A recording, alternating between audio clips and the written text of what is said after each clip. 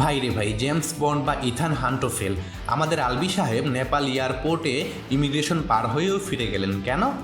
কারণ মব আতঙ্ক।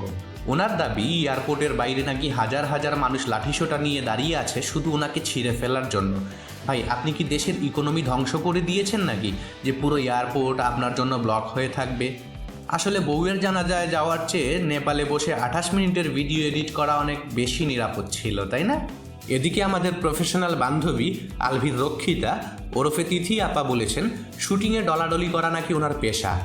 আপা, আপনার পেশাদারিত্ব দেখে তো আমার চোখে পানি চলে আসলো, কিন্তু একটা প্রশ্ন, শুটিংয়ের ফাঁকে দরজা লক করে ঘন্টার পর ঘন্টা কি এমন প্রফেশনাল আলোচনা হতো যে প্রোডাকশন বয় বাইরে খাবার নিয়ে দাঁড়িয়ে থাকতো অথচ আপনাদের স্ক্রিপ্ট রিডিং শেষ হতো না? ও আচ্ছা, আপনারা বোধহয় নিভৃতে অভিনয়ের প্র্যাকটিস করছিলেন, যেটাকে আপনারা ভালো বন্ডিং বলছেন। আলভি সাহেব ওনার করা এডিটেড ভিডিওতে বারবার বলছিলেন 16 বছর সংসার করেছি। ভাই, 16 বছর সংসার করার পর যদি বউয়ের শেষ ইচ্ছে হয় আপনার মুখ দেখবে না, তবে আপনার 16 বছরের অ্যাচিভমেন্টটা আসলে কি? সবশেষে আছে সবচেয়ে বড় ঢাল, আমার ছেলের রিজিকের কি হবে। দারুণ ইমোশনাল কার্ড। যে মাকে আপনি আর আপনার মা মিলে তিলে তিলে শেষ করলেন, সেই মাকে ছাড়া ছেলেটার কি হবে? সেই চিন্তা কি শুটিং সেটের ওই লক রুমে ঢোকার আগে একবারও মনে পড়েছিল?